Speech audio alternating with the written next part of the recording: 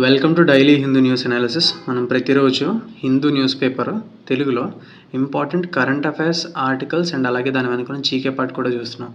So అలానే ఈరోజు కూడా చూద్దాం. So first of all video start చేసే ముందు please give it a like.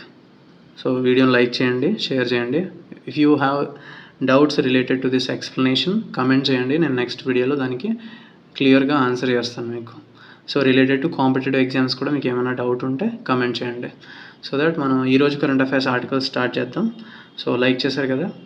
So ఇక్కడ మనకి ఫస్ట్ ఆర్టికల్ చూస్తే మనకి టాక్స్ ఫాల్టర్ అని చెప్పి హెడ్లైన్ వచ్చింది. ఇక్కడ 31 killed in Israeli attack near Gaza aid point అని ఇచ్చారు.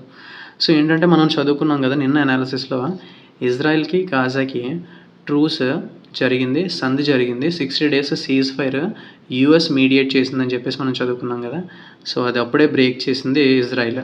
ఎందుకంటే గాజాలోనే ఎయిడ్ పాయింట్ దగ్గర ఇజ్రాయిల్ దేశం అటాక్ చేసింది. 31 people చనిపోయారు ఇక్కడ. సో దట్ ఇక్కడ మనకి హెడ్డింగ్ ఏమి ఇచ్చారంటే టాక్స్ ఫాల్టర్ అని ఇచ్చారు. ఫాల్టర్ అంటే తడబడ్డం లేదంటే లాస్ స్ట్రెంగ్త్, అంటే దానికి ఉన్న క్యాపబిలిటీ ఏదైతే ఒథెంటిసిటీ ఉందో అది కోల్పోవడం. ఆ టాక్స్ అనేవి ఇప్పుడు దే లాస్ట్ ద స్ట్రెంగ్త్ అని అర్థం వస్తుంది ఇక్కడ మనకి. So falter meaning important. And next article చూస్తే మనకి north east India battered by rain, lakhs affected అని ఇచ్చారు. సో ఇక్కడ బ్యాటర్డ్ మీనింగ్ ఇంపార్టెంట్.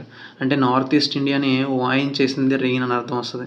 అంటే వాయించేసింది అంటారు కదా, రెయిన్ దంచి కొట్టింది రెయిన్ అంటాం కదా అలాగా. సో డ్యామేజ్డ్ అని కూడా అర్థం వస్తుంది బ్యాటర్డ్ అంటే.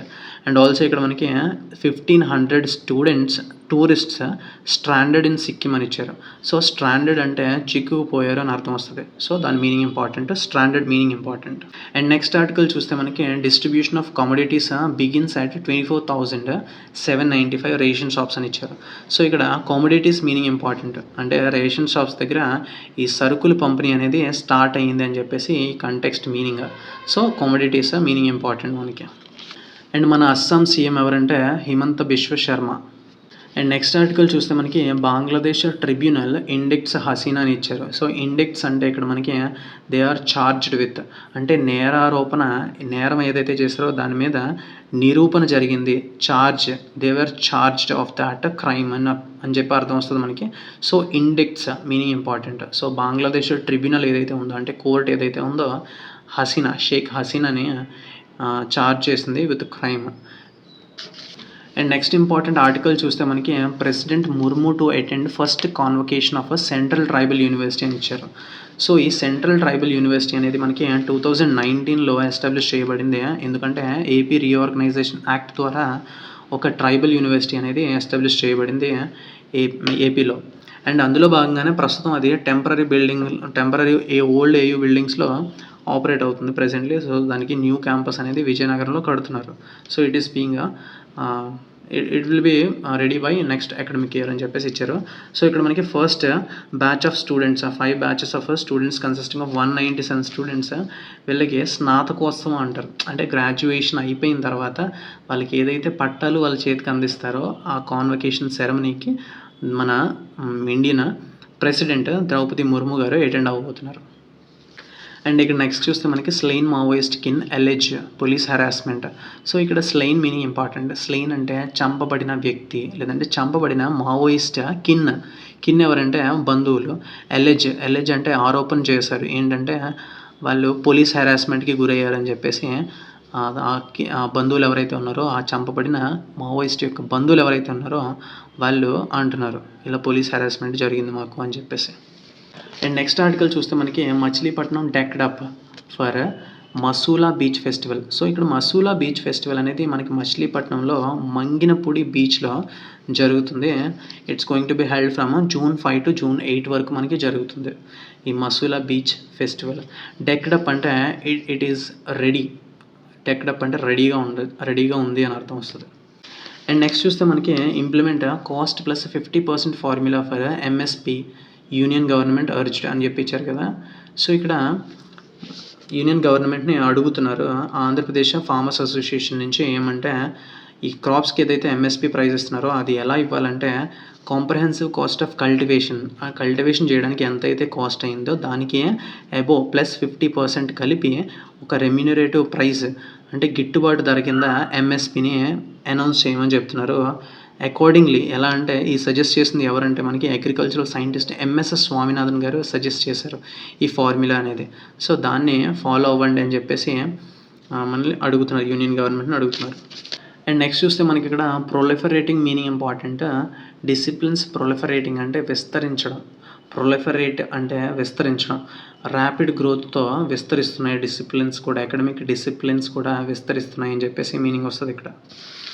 అండ్ నెక్స్ట్ చూస్తే మనకి Thotlakonda Buddhist heritage site is located in Visakhapatnam. So ఇది ఒక famous Buddhist site, heritage site, Buddhist related site ఇది Thotlakonda. So it is located in Visakhapatnam. And next మనకి థాయిలాండ్ నుంచి మనకి రీసెంట్లీ హైదరాబాద్లో జరిగిన మిస్ వరల్డ్ కాంపిటీషన్స్లో థాయిలాండ్ నుంచి ఫస్ట్ ఎవర్ మిస్ వరల్డ్ అయింది ఈవిడ. సో ఈవిడ పేరు ఒపాల్ సుచత చాంగ్స్రీ. సో ఈవిడ థాయిలాండ్ నుంచే first Miss World. And next article చూస్తే మనకి అడ్రస్ వాటర్ ఓస్ ఆఫ్ రాయలసీమ అని ఇచ్చారు కదా. ఇక్కడ వాటర్ ఓస్ అంటే నీటి కష్టాలు, నీటి కష్టాలని అడ్రస్ చేయండి, రాయలసీమలో ఉన్న నీటి కష్టాలని, డిఫికల్టీస్ని అడ్రస్ చేయండి అని చెప్పేసి సిపిఐ పార్టీ చంద్రబాబు నాయుడు గారిని అడిగిందంట. సో ఓస్ మీనింగ్ ఇంపార్టెంట్ ఇక్కడ మనకి. ఓస్ అంటే కష్టాలు. అండ్ నెక్స్ట్ ఆర్టికల్ చూస్తే మనకి conduct study on carrying capacity of western Ghats అని చెప్పి ఇచ్చారు. సో ఈ వెస్టర్న్ ఘాట్స్ క్యారింగ్ కెపాసిటీ అంటే ఆ వెస్టర్న్ ఘాట్స్ ఆ ఎకోసిస్టమ్ ఎంతవరకు హోల్డ్ చేయగలదు. క్యారింగ్ కెపాసిటీ అంటే పీపుల్ని కానీ, ఇన్ఫ్రాస్ట్రక్చర్ని కానీ, డెవలప్మెంట్ని కానీ ఎంతవరకు హోల్డ్ చేయగలదు, ఎంతవరకు తట్టుకోగలదు వెస్టర్న్ ఘాట్స్ అని చెప్పేసి స్టడీ చేయమని చెప్పేసి ఇక్కడ హెడ్లైన్ ఇచ్చారు. సో ఇక్కడ మనం వెస్టర్న్ ఘాట్స్ చూస్తే దిస్ ఇస్ లొకేటెడ్ మనకి ఇండియా ఇలా ఉన్నట్లయితే ఈ వెస్టర్న్ పార్ట్ మొత్తం వెస్టర్న్ ఘాట్స్తో కవర్ అయి ఉంది. ఇట్స్ ఈస్ట్ సైడ్ ఉన్న వాటిని మనం ఈస్టర్న్ ఘాట్స్ అంటాం. సో ఈస్టర్న్ ఘాట్స్ అనేవి మనకి డిస్కంటిన్యూస్గా ఉంటాయి. ఈ వెస్టర్న్ ఘాట్స్ మాత్రం కంటిన్యూస్గా ఉంటాయి, అసలు గ్యాప్స్ ఉండవు జనరల్లీ. ఈస్టర్న్ ఘాట్స్ మాత్రం డిస్కంటిన్యూస్గా ఉంటాయి. సో ఇక్కడ వెస్టర్న్ ఘాట్స్ చూస్తే మనకి it is declared as UNESCO world heritage site కింద మనం డిక్లేర్ చేస్తున్న ఒక సైట్ అది వెస్టర్న్ ఘాట్స్. అండ్ మనకి ఇది మేజర్ బయోడైవర్సిటీ హాట్స్పాట్, ఎందుకంటే ఇక్కడ మనకి 60% ఆఫ్ ఫారెస్ట్ కర్ణాటకలోనే ఉంటుంది, ఈ వెస్టర్న్ ఘాట్స్లో ఉన్న ఫారెస్ట్. అండ్ దీని మీద ఈ వెస్టర్న్ ఘాట్స్ మీద ఒక స్టడీ అంటే ఒక కమిటీ వేశారు 2011లో, మాధవ్ గాడ్గిల్ కమిటీ. ఈ కమిటీ ఏం చెప్పిందంటే ఎకలాజికలీ సెన్సిటివ్ ఏరియాస్ కింద డెసిగ్నేట్ చేయమని చెప్పింది. ఆ ఫారెస్ట్ ఏరియాని ఎకలాజికలీ సెన్సిటివ్ ఏరియాస్ కింద డెసిగ్నేట్ చేయమని చెప్తే, సో దాని గురించి మళ్ళీ ఇంకొక కమిటీ వేసింది వెంటనే గవర్నమెంట్, అది కస్తూరి రంగన్ కమిటీ.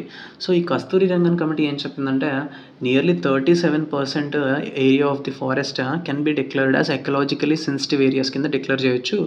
మిగతా ఏరియాలో కంప్లీట్లీ మైనింగ్ మీద, క్వారీయింగ్ మీద బ్యాన్ విధించాలని చెప్పేసి రిపోర్ట్ ఇచ్చింది.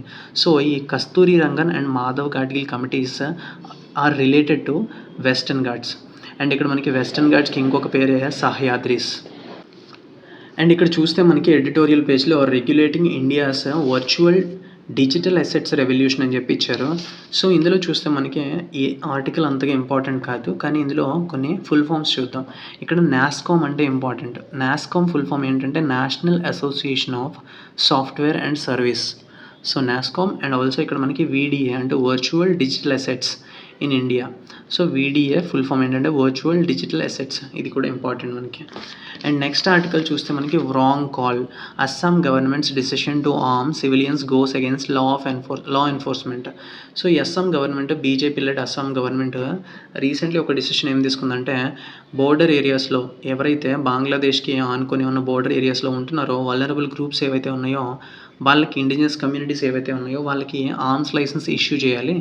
సో దట్ వాళ్ళు ఒక డిటరెంట్ కింద ఉపయోగపడుతుంది arms license. And also personal safety and confidence కూడా బిల్డప్ కూడా ఇంప్రూవ్ అవుతుంది, పర్సనల్ సేఫ్టీ కూడా ఇంప్రూవ్మెంట్ అవుతుంది అని చెప్పేసి ఈ ఆర్మ్స్ లైసెన్స్ ఇష్యూ చేయడానికి సివిలియన్స్కి ఆర్మ్స్ లైసెన్స్ ఇష్యూ చేయడానికి ఒక డిసిషన్ తీసుకుంది.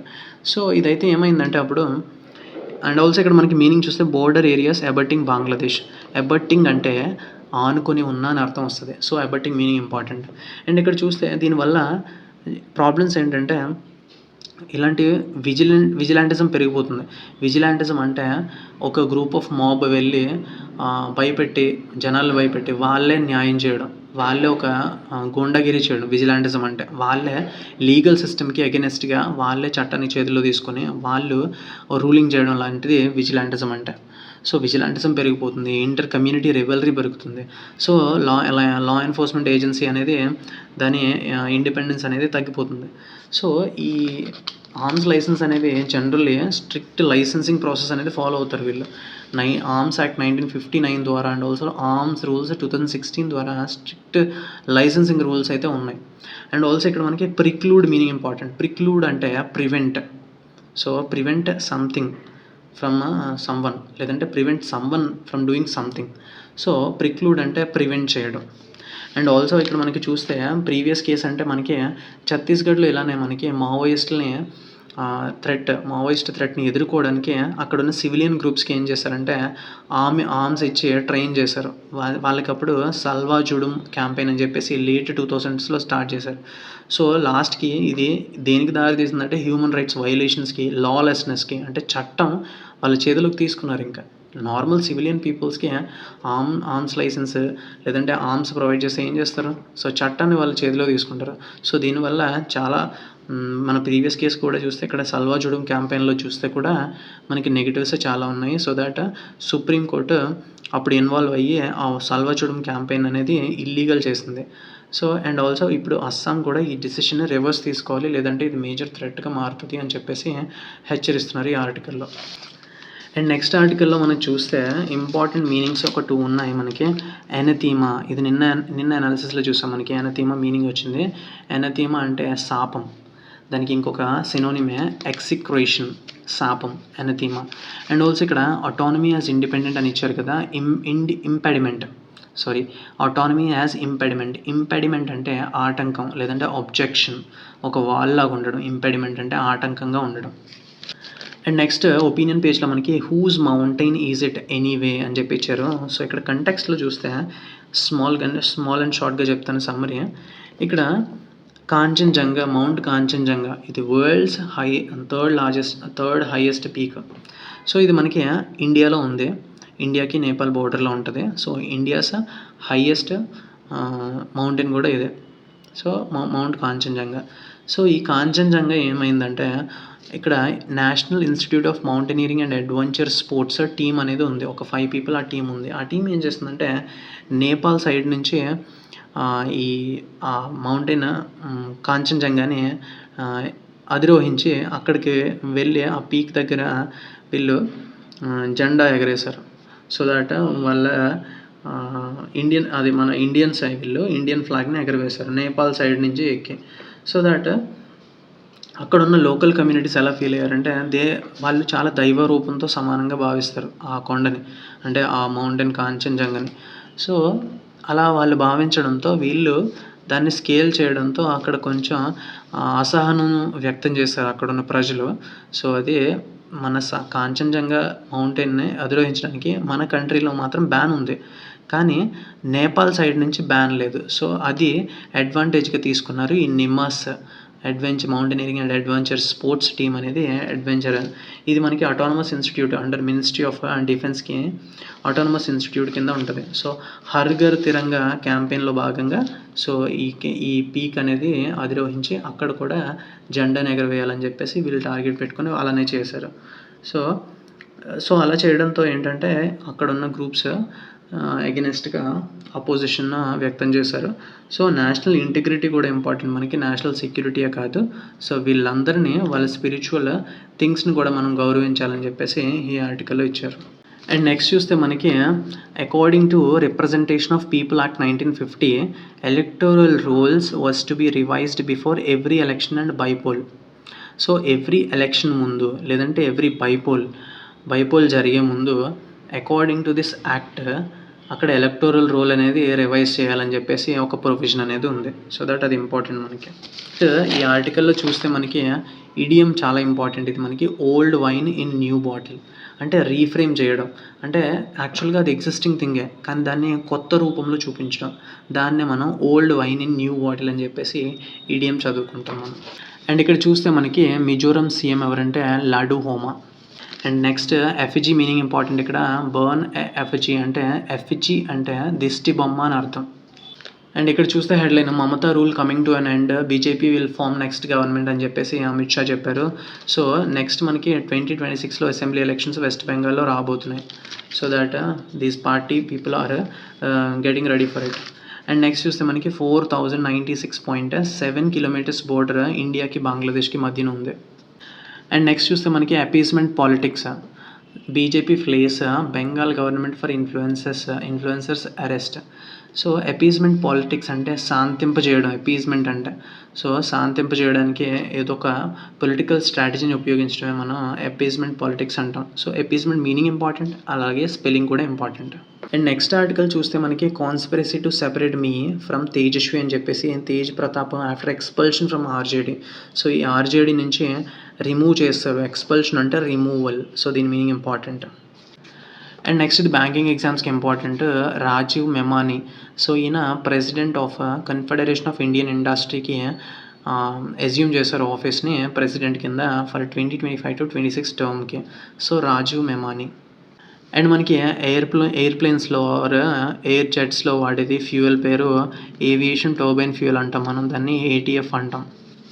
అండ్ నెక్స్ట్ చూస్తే GST collections remain about 2 trillion rupees in May. So మేలో రికార్డ్ హై కలెక్షన్స్ వచ్చాయి, 2.37 lakh crores వచ్చాయి ఇన్ ఏప్రిల్లోని. సో దట్ మేలో కూడా ఆల్మోస్ట్ మనకి అది 2.01 lakh అనేది రిజిస్టర్ అయిందని చెప్తున్నారు. ఇక్కడ 1 trillion is equal to how many crores మీకు తెలిస్తే కమెంట్ చేయండి. అండ్ నెక్స్ట్ ఆర్టికల్ చూస్తే మనకి Indian European union set to conduct joint naval exercise అని చెప్పించారు.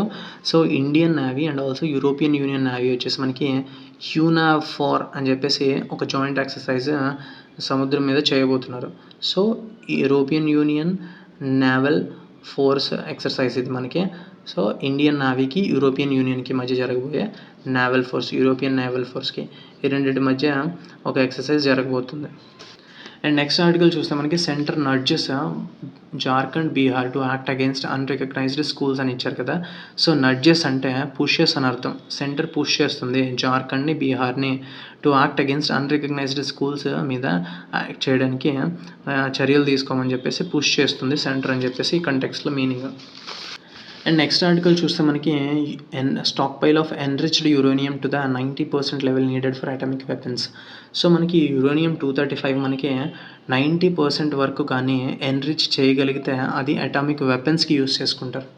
సో 2 to 3% ఉంటే మాత్రం జనరలీ న్యూక్లియర్ పవర్ ప్లాంట్స్ కోసం యూస్ చేస్తారు, కానీ 90% వరకు మాత్రం ఎన్రిచ్ చేసినట్లయితే అది అటామిక్ వెపన్స్ తయారు చేయడం కోసం యూస్ చేస్తారు. అండ్ ఇది చాలా ఇంపార్టెంట్ మనకి. స్పానిష్ గ్రాండ్ ప్రిక్స్ గెలిచింది ఎవరంటే ఆస్కర్ పియస్ట్రీ. ఫార్ములా 1 రేస్ మనకి ఆస్కర్ పియస్ట్రీ గెలిచారు స్పానిష్ గ్రాండ్ ప్రిక్స్ అనేది. అండ్ నెక్స్ట్ ఆర్టికల్ చూస్తే మనకి Svitolina claws back from the brink to oust Paolini అని ఇచ్చారు. సో స్వితోలినా ఈమె ఏం చేస్తుందంటే ఫ్రమ్ ద బ్రింక్ అంటే ఓడిపోయే పరిస్థితి నుంచి క్లాస్ బ్యాక్ తిరిగి వచ్చింది. ఎందుకు వచ్చింది? టు ఓస్ట్ పావోలిని అంటే ఈవిడ్ని పావోలినిని బయటికి పంపించడానికి, అంతలాగా ఓడిపోయే స్థితి నుంచి మళ్ళీ గెలిచే స్థితికి వచ్చి ఈవిడ్ని బయటికి పంపించింది అని చెప్పేసి ఇక్కడ మీనింగ్ వస్తుంది మనకి. సో ఈ claws back from the brink అంటే ఫ్రమ్ ద బ్రింక్ అంటే from the edge of, to oust అంటే టు గెట్ రిడ్ ఆఫ్ అని చెప్పేసి అర్థం వస్తుంది. సో బయటికి పంపించడం టు ఓస్ట్ అంటే. మనం ఈరోజు ఇంపార్టెంట్ కరెంట్ అఫైర్స్ ఆర్టికల్స్ అన్నీ కవర్ చేస్తాం ఎగ్జామ్ పాయింట్ ఆఫ్ వ్యూలో. అండ్ అలాగే మీకు వీడియో ఇక్కడ వరకు వచ్చినట్లయితే మీకు డెఫినెట్లీ నచ్చుతుంది. వీడియో నచ్చితే లైక్ చేయండి అండ్ షేర్ చేయండి. సబ్స్క్రైబ్ చేసుకోకపోతే సబ్స్క్రైబ్ చేసుకోండి అండ్ బెల్ ఐకాన్ ఆన్ చేసుకుంటే మన వీడియో పెట్టగానే మీ దగ్గరకు వస్తుంది. So that you can consume the content immediately. And please do comment your opinion. And that's it. Thank you for watching.